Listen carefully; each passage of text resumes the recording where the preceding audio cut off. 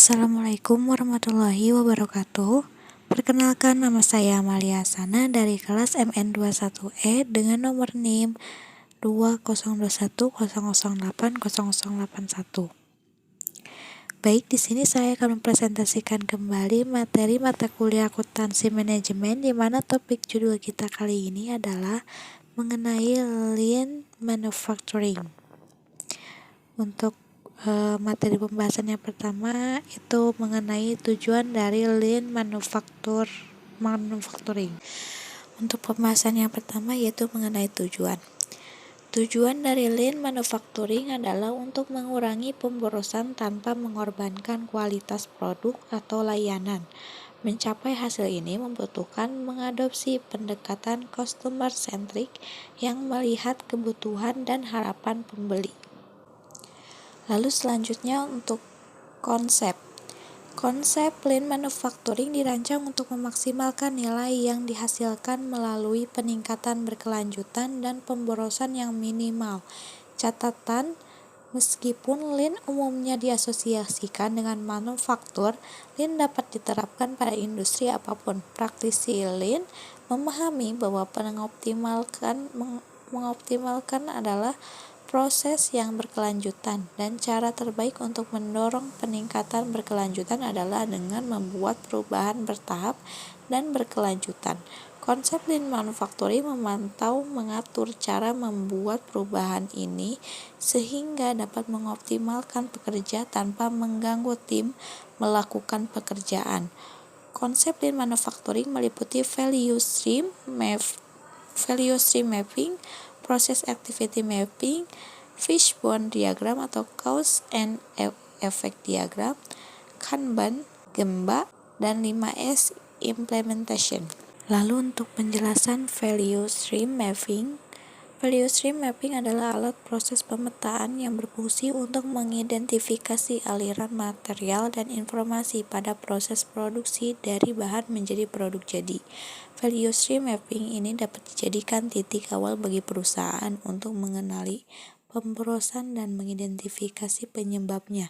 Dengan menggunakan value stream mapping berarti memulai dengan gambaran besar dalam menyelesaikan permasalahan secara menyeluruh dan bukan hanya pada proses-proses tertentu saja. Lalu untuk penjelasan mengenai proses activity mapping, yaitu proses activity mapping akan memberikan gambaran aliran fisik dan informasi, waktu yang diperlukan untuk setiap aktivitas, jarak yang ditempuh, dan tingkat persediaan produk dalam setiap tahap produksi. Kemudahan identifikasi aktivitas terjadi karena adanya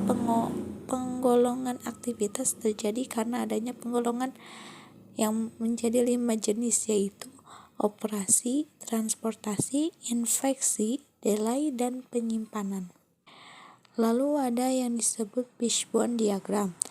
Diagram sebab akibat atau cause effect diagram adalah suatu diagram yang menunjukkan hubungan di antara sebab akibat.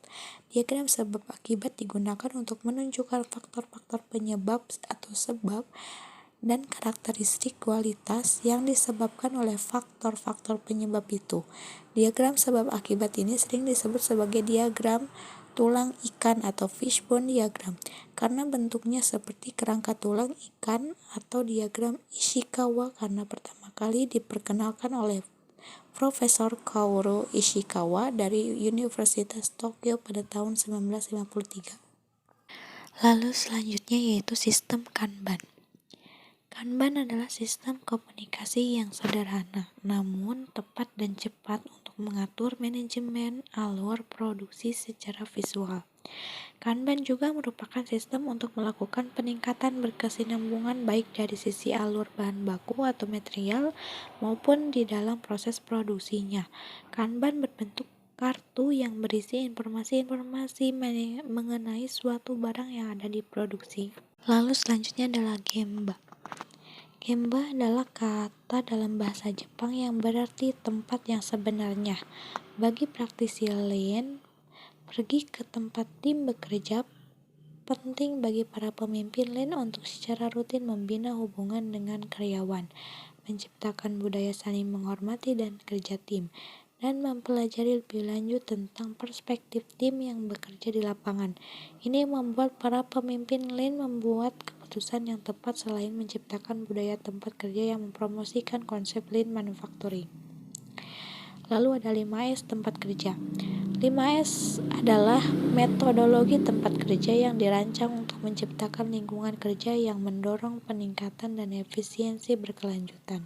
Dinamakan 5S karena merupakan metode 5 langkah yang terdiri dari langkah-langkah berikut.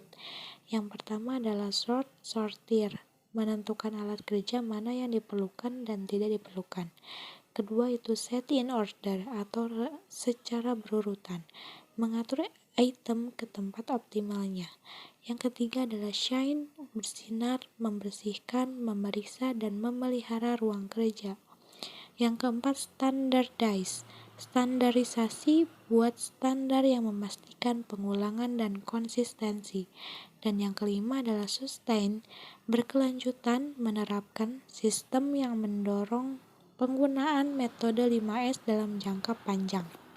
Sekian presentasi materi yang saya sampaikan. Mohon maaf karena masih banyak kekurangan. Terima kasih. Wabillahi taufiq wal hidayah. Wassalamualaikum warahmatullahi wabarakatuh.